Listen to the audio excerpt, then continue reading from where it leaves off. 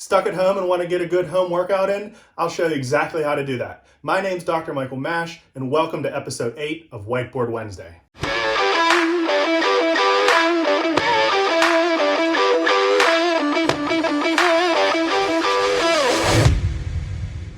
So when it comes to structuring an optimal home workout, it may be a little bit different than what you're used to, especially if you're a strength athlete who's used to taking long rest breaks with high intensity, heavy load work. So it's all going to really come down to how much equipment do you have at home. So I'll try my best to split it up into you either have no equipment at all and you need to do body weight things, or you have some equipment like a band or a couple dumbbells. So let's go through a couple of these tips for how to structure it.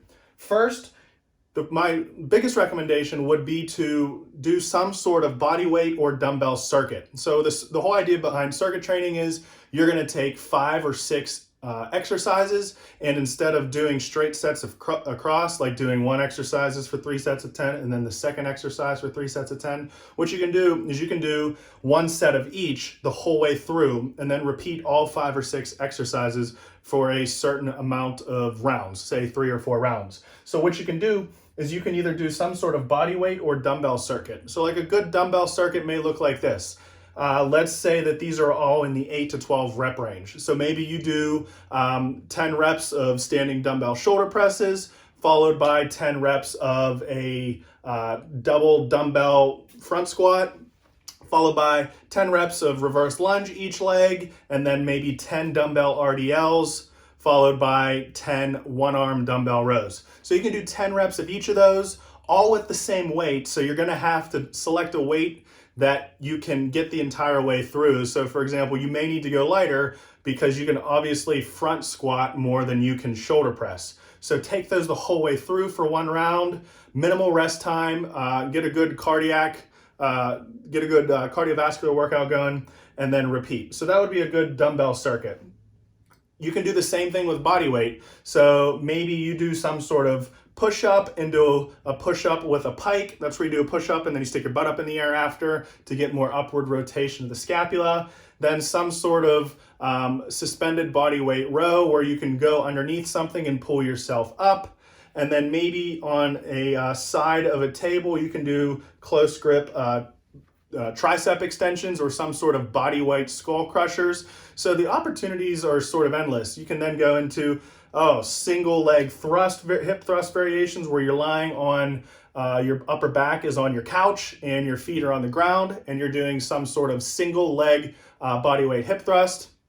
And then you can just do a body weight circuit as well. But use this as your time. So if you're away from the gym, use this as a time to train different aspects of cardiovascular and strength that you're not used to training. So if you're somebody who is always working high intensity, low reps, use this as a way to get higher rep, short rest intervals, maybe work on some cardiac output. So this is a great time to work on weaknesses and a great time to just work on what you haven't been doing. So body weight or dumbbell circuits. Then you can throw in other techniques, especially if you're limited by weight, to make a set harder with little weight. So the first thing would be pauses. So if you're doing body weight squats, maybe a 3-second to a 5-second pause at the bottom. If you're doing push-ups, maybe you're pausing halfway up, 3 seconds. So you can add these pauses in at different parts of the range of motion to make it more difficult, to make it more demanding. Tempo, you can slow down the tempo. A 3-2-3 tempo is brutal for a push-up. So a 3-second eccentric, 2-second hold at the bottom, and then a 3-second concentric. So you can dose in these tempo variations to really force an adaptation, stimulate a training effect with little load.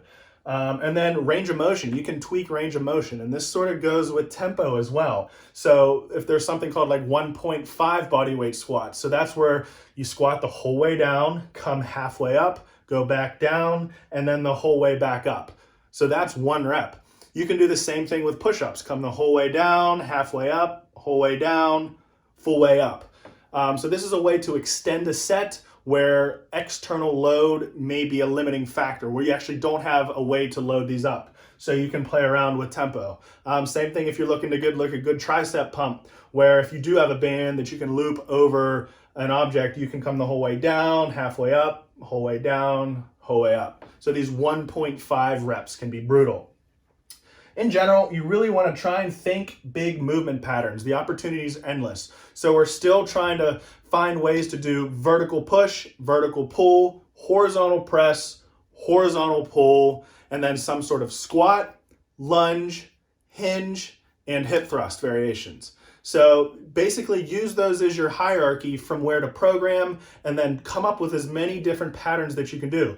Just a bodyweight lunge, there's so many different things you can do. You can do a forward lunge, you can do a reverse lunge, you can do a split squat, you can do a rear foot elevated split squat. You can do a reverse lunge into a forward lunge. You can do walking lunges. These are all ways to all within the same movement pattern.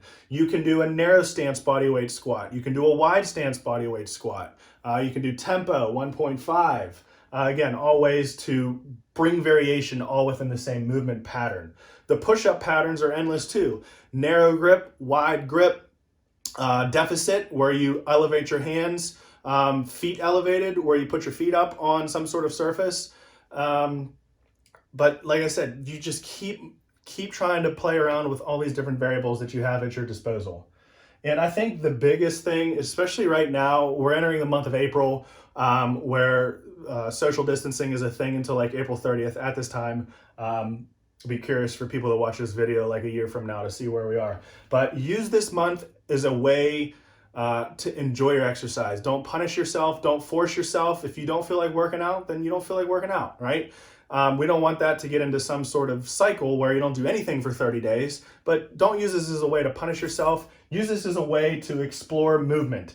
Nothing's off limits. Move around, take your body into positions that you're not used to going into in the gym, and just overall enjoy it. So big picture, circuits for the cardiovascular effect, pauses, tempo, range of motion manipulation, and think big movement patterns, find as many bodyweight movement patterns as you can, and most of all, have fun.